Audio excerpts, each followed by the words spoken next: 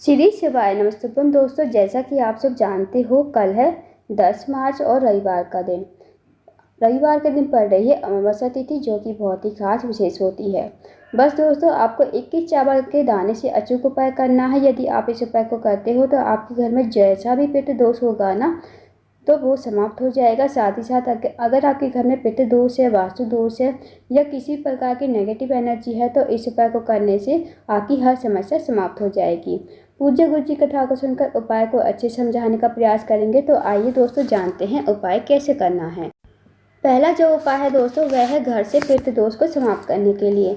अगर आपके घर में पितृ दोष है, वास्तु दोष है या फिर नेगेटिव एनर्जी है, तो इस उपाय को अवश्य कीजिए। इस उपाय को करने के लिए आपको लेने हैं 21 चावल के दाने। अब जो आप 21 चावल के दाने लोगे ना, वो कहीं से खंडित नहीं होने चाहिए, इस बात का ध्यान रखना। साथ ही दोस्तों, आपको लेना है थोड़ा सा कच्चा दूध और 1 लोटा जल आपको लेना है स्टील के पात्र में। अब आपको चले जाना है शिव जी के मंदिर में। इस उपाय को आपको सुबह के टाइम ही करना है, क्योंकि अमावस्या तिथि जो होती है सुबह के टाइम ही मानी जाती है। तो दोस्तों, आपको क्या करना है, आपको ये लेकर चले जाना है शिव जी के मंदिर में। सबसे पहले आपको 1 लोटा जल जो है, थोड़ा सा जल आपको शिवलिंग के ऊपर श्री शिवाय नमस्तुभ्यम कहते हुए समर्पित कर देना है। उसके बाद जो आपके पास चावल के दाने हैं और थोड़ा सा कच्चा दूध है, वो आपको लोटे के जल में ही डाल देना है, अपने पितरों का स्मरण करते हुए और श्री शिवाय नमस्तुभ्यम कहते हुए। अब ये लोटे का जल आपको हाथ में लेना है और भगवान से प्रार्थना करनी है कि हमारे घर में जैसा भी पितृ दोष है वो समाप्त हो जाए, हमारे घर में सुख शांति समृद्धि बनी रहे। और आपको जैसे प्रार्थना करनी है भगवान से वैसे कर लीजिए और इस लोटे के जल को श्री शिवाय नमस्तुभ्यम कहते हुए शिवलिंग के ऊपर धीरे धीरे समर्पित कर दीजिए। बस दोस्तों, आपको 2 मिनट मंदिर में बैठना है, श्री शिवाय नमस्तुभ्यम का जाप करना है। उसके बाद आपको भगवान को प्रणाम करके विनती करके आपको अपने घर पर आ जाना है। तो दोस्तों, बहुत ही छोटा सा विशेष उपाय है। इस उपाय को करने से आपके घर में जो भी पितृ दोष होगा वो समाप्त हो जाएगा। देखिए दोस्तों, अगर घर में पितृ दोष होता है तो पितृ दोष के लक्षण क्या हो सकते हैं। घर में हमेशा लड़ाई झगड़ा होता रहेगा, घर में सुख शांति समृद्धि बिल्कुल भी नहीं रहेगी, रुपये पैसे की किल्लत हमेशा बनी रहेगी, साथ ही साथ विवाह में अड़चन आएगी, हर कार्य में जो है बाधाएं आएंगी। तो ये जो होते हैं ना, पितृ दोष के लक्षण होते हैं। अगर आपके पितृ आपसे खुश हैं तो आपके बच्चों के विवाह शादी टाइम पर होते चले जाएंगे, आपके बच्चों की नौकरी समय पर लग जाएगी। साथ ही दोस्तों, आप जिस भी कार्य में हाथ डालोगे ना, वो कार्य आपका पूर्ण होता चले जाएगा। आपके किसी कार्य में बाधा नहीं आएगी, अड़चन नहीं आएगी और आपके घर में हमेशा रुपये पैसों की बरकत बनी रहेगी। हमेशा आपके घर में माता लक्ष्मी वास करेंगी। साथ ही साथ आपके ऊपर पितरों की कृपा बनी रहेगी और शिव जी की कृपा भी आप पर बनी रहेगी। तो दोस्तों, 21 चावल के दाने वाला उपाय अवश्य कीजिएगा। अब जानते हैं अगले उपाय के बारे में। दोस्तों, अगला जो उपाय है वो भी पितृ दोष को समाप्त करने के लिए। अगर आपकी कोई अधूरी इच्छा है, काफ़ी दिनों से पूर्ण नहीं हुई है, आपका कोई कार्य है बहुत दिनों से अटका हुआ है, तो इस उपाय को अवश्य कीजिए। इस उपाय को करने के लिए आपको लेना है 5 गेहूं के दाने। अब जो आप 5 गेहूं के दाने लोगे ना, वो खंडित नहीं होने चाहिए। साथ ही आपको लेना है 1 लोटा जल तांबे के पात्र में। अब आपको इन्हें लेकर चले जाना है शिव जी के मंदिर में। शिव जी के मंदिर में जाकर जो आपके पास 5 गेहूं के दाने हैं ना, उनमें से 4 दाने आपको गणेश जी के स्थान पर समर्पित करने हैं, श्री शिवाय नमस्तुभ्यम कहते हुए। अब दोस्तों, गणेश जी का स्थान जो होता है जलाधारी पर ही होता है। आपको बता दें कि शिव जी का पूरा परिवार जलाधारी पर ही विराजमान है। तो वहाँ पर आपको 4 गेहूं के दाने गणेश जी के स्थान पर जलाधारी के राइट साइड पर आपको समर्पित कर देने हैं, श्री शिवाय नमस्तुभ्यम कहते हुए। अब जो आपके पास 1 गेहूं का दाना बचा है, वो आपको लोटे के जल में ही डाल देना है और इस लोटे के जल को थोड़ा सा जल जो है गणेश जी के स्थान पर समर्पित करना है, श्री शिवाय नमस्तुभ्यम कहते हुए। अब जो भी जल बचा है वो आपको शिवलिंग के ऊपर श्री शिवाय नमस्तुभ्यम कहते हुए धीरे धीरे समर्पित कर देना है। फिर आपको महादेव से प्रार्थना कर लेनी है, जो भी आपका कार्य अटका हुआ है, बहुत दिनों से पूर्ण नहीं हो रहा है, या फिर आपकी कोई अधूरी इच्छा है, चाहे वो धन को लेकर हो, व्यापार को लेकर हो, नौकरी को लेकर हो, या फिर आपके जीवन की कोई विशेष मनोकामना कहिए, समस्या को कहिए और आपको भगवान को प्रणाम करके विनती करके आपको अपने घर पर आ जाना है।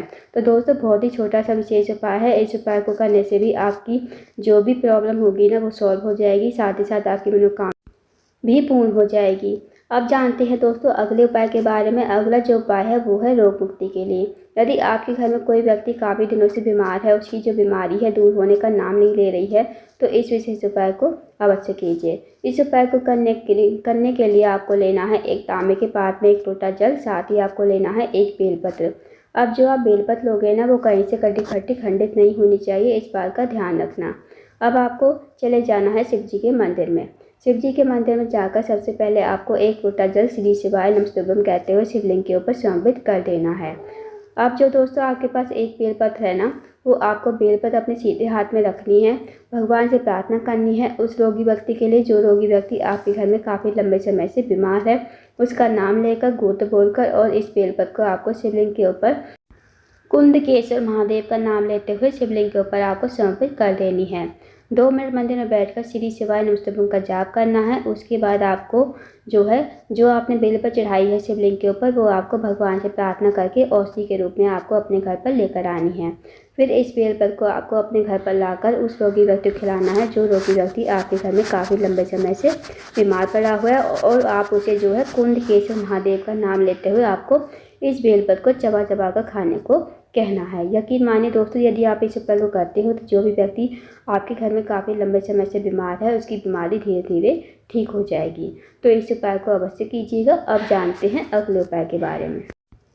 दोस्तों अगला जो उपाय है वो है, अगर आपके जीवन में धन की बहुत ज़्यादा कमी है, व्यापार में वृद्धि नहीं हो रही है, साथ ही साथ आपके जीवन की कोई विशेष मनोकामना है, आर्थिक समस्या से बहुत ज़्यादा परेशान हो, या फिर आपके घर में पैसा तो आता है पर पता नहीं चलता है कहाँ चला जाता है, माता लक्ष्मी आपसे रूठी हुई है, माता लक्ष्मी का आपके घर में वास नहीं है, तो इस उपाय को अवश्य कीजिए। इस उपाय को करने के लिए आपको लेना है सबसे पहले 11 हरे मूंग के दाने। अब जो आप 11 हरे मूंग के दाने लोगे ना, वो कहीं से खंडित नहीं होने चाहिए, इस बात का ध्यान रखना। साथ ही आपको लेनी है एक बेलपत्र और 1 लोटा जल तांबे के पात्र में। अब आप इस उपाय को सुबह के टाइम में कर लीजिए। अब आपको चले जाना है शिव जी के मंदिर में। शिव जी के मंदिर में जाकर सबसे पहले आपके पास जो 11 हरे मूंग के दाने हैं ना, वो आपको माता अशोक सुंदरी के स्थान पर समर्पित करने हैं श्री शिवाय नमस्तुभ्यम कहते हुए।